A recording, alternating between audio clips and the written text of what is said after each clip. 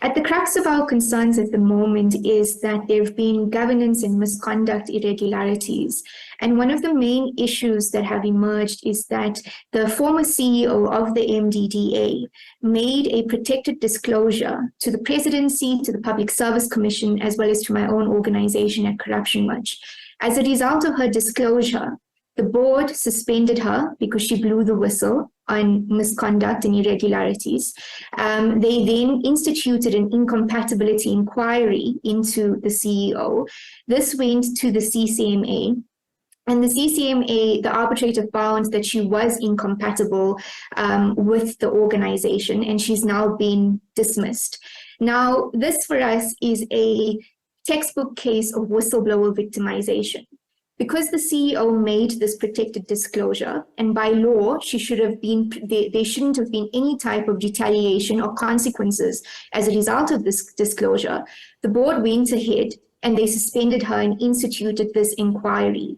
At the CCMA, and I can say this to you based on numerous complaints that we've received from whistleblowers across the country, they don't necessarily always receive the support that they do at the CCMA level, and then have to go and challenge this further at the Labour Court or the High Court, etc.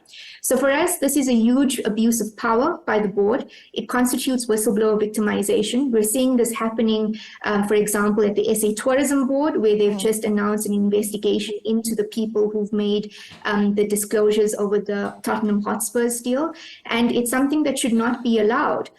We've seen, this type of behavior happening at other state-owned enterprises, such as at PRASA, at Transnet, at SAA, and now it's happening again at the MDDA and at SA Tourism. And what we're saying is that whistleblowers need to be protected. You should not face retaliation or victimization as a result of your disclosure.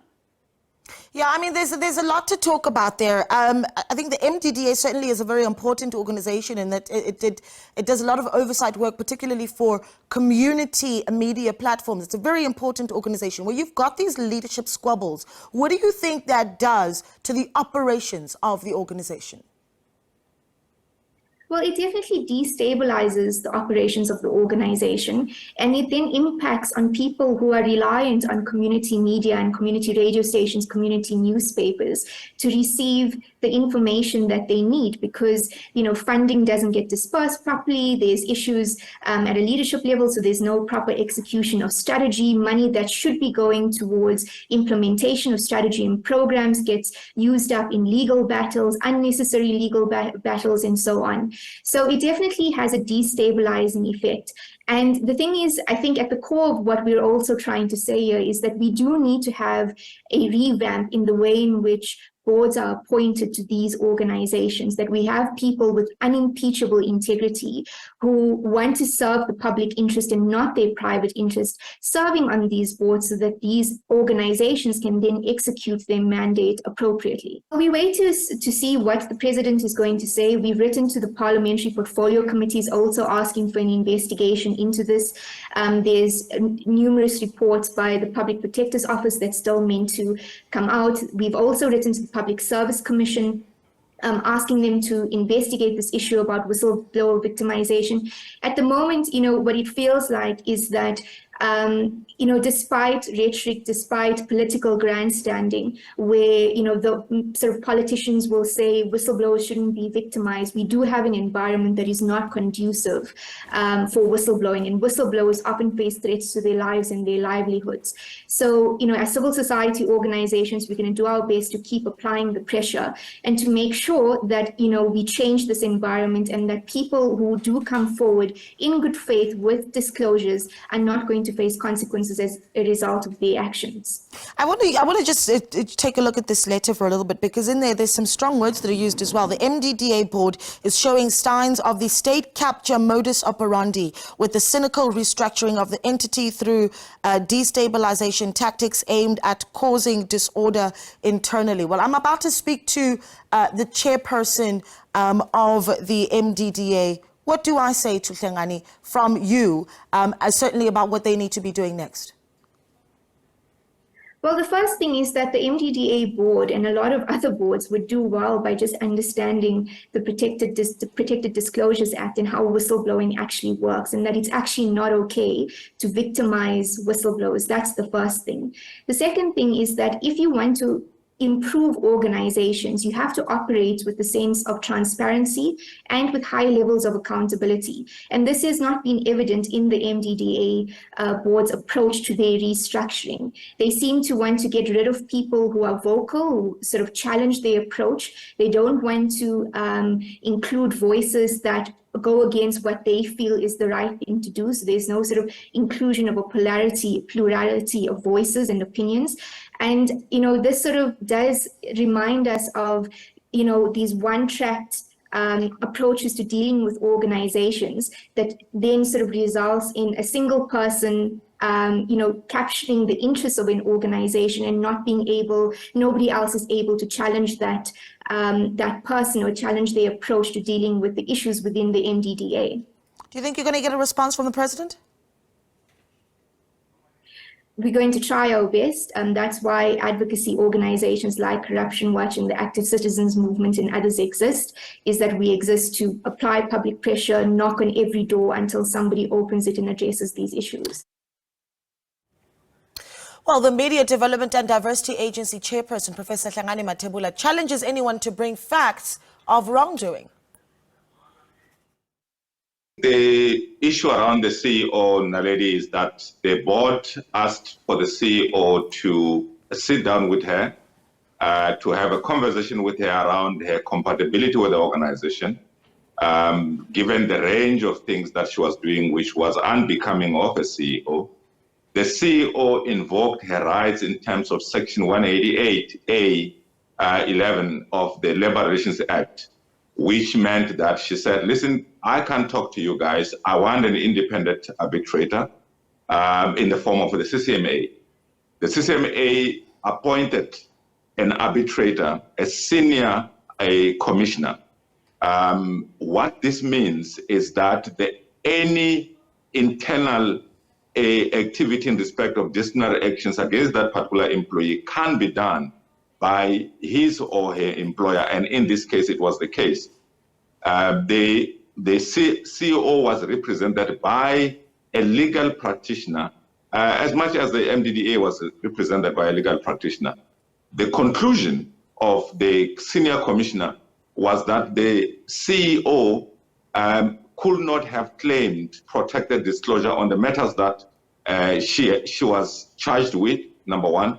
Number two, that the CEO had caused the incompatibility with the organization, in that she had a very difficult, and in fact, she was at war with the organization itself.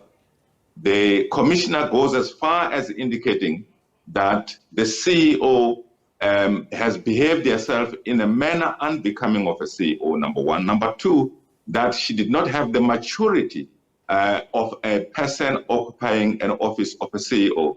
Now, Naledi and your viewers, you will learn, and I think that the organizations like Corruption Watch will do themselves a very good favor if they can get hold of that findings and the verdict.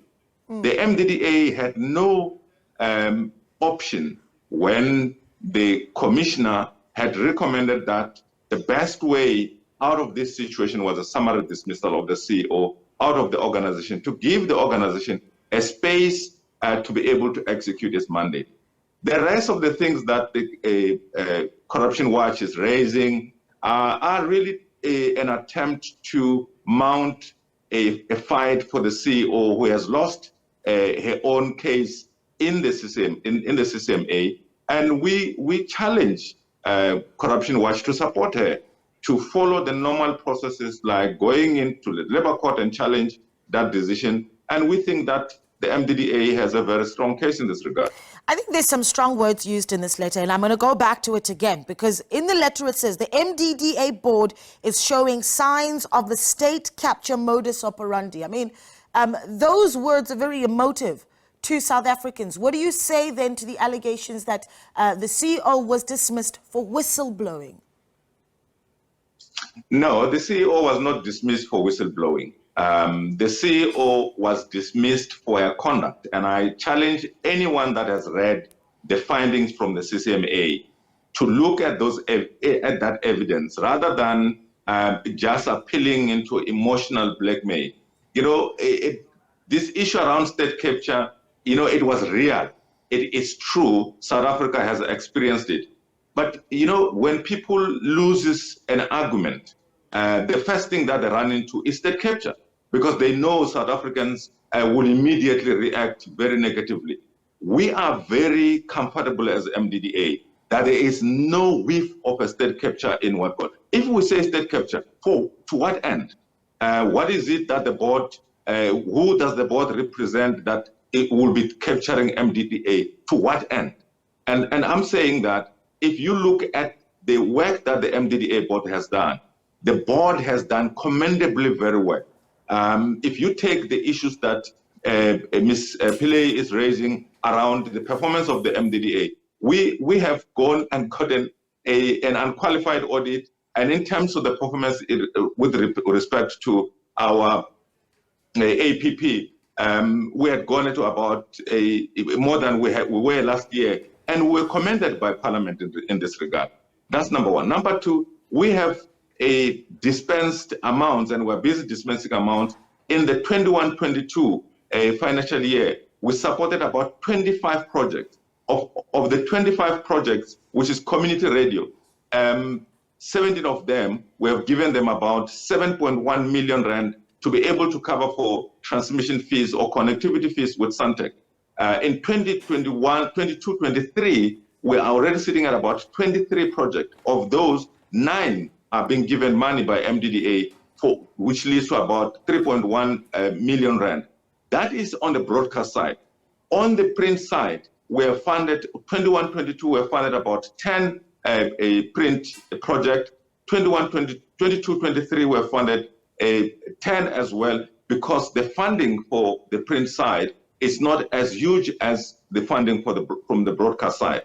And I challenge anyone that has facts to come up and stop using these emotional words and just state the facts. What are the facts on the table? What is it that the board has done?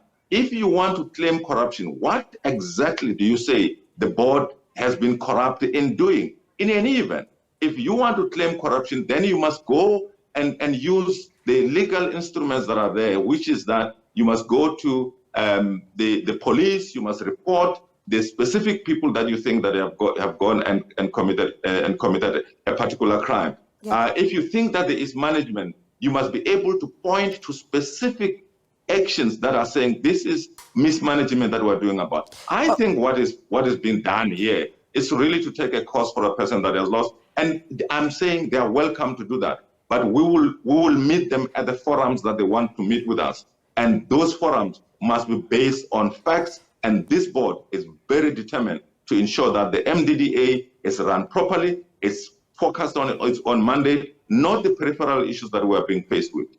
Well, they're calling for an independent judicial commission of inquiry that'll look into some of the workings of the MDDA. I think let's talk a little bit about what you're looking like, though, from a governance point of view. I touched on this earlier while in conversation with Kavisha Pillay of corruption, which about the importance of an organization like the MDDA that has massive influence on the work that community radio stations are able to do, reaching our people right where they are. So where are you now from a governance point of view? I know that you have an acting CEO. When are you going to appoint a CEO permanently?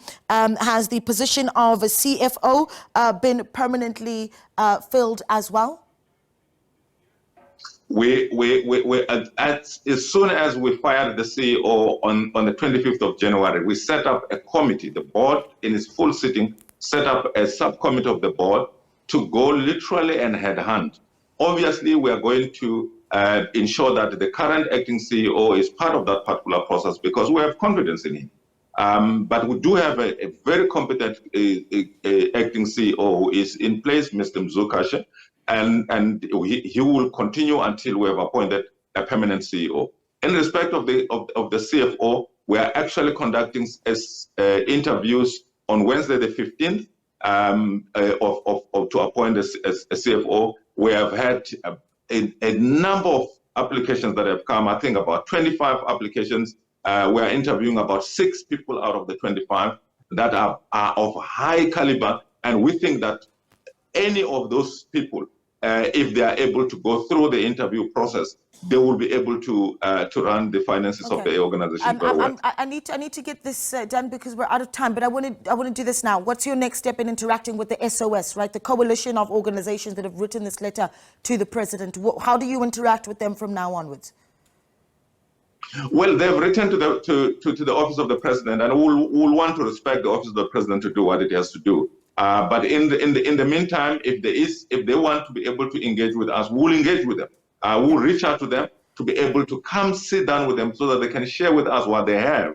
But the other processes where they've written to the president, we're willing to participate in that process. But I don't think that anybody, when people just want to jump into a judicial commission of inquiry, let them set up a judicial commission of inquiry. And I can promise you that there is nothing that the MDDA board has done. They will find nothing in the conduct of the MDDA board that is untoward, that mirrors anything that we're being accused of. We are a very competent board that is there to execute the work and the mandate of the institutions.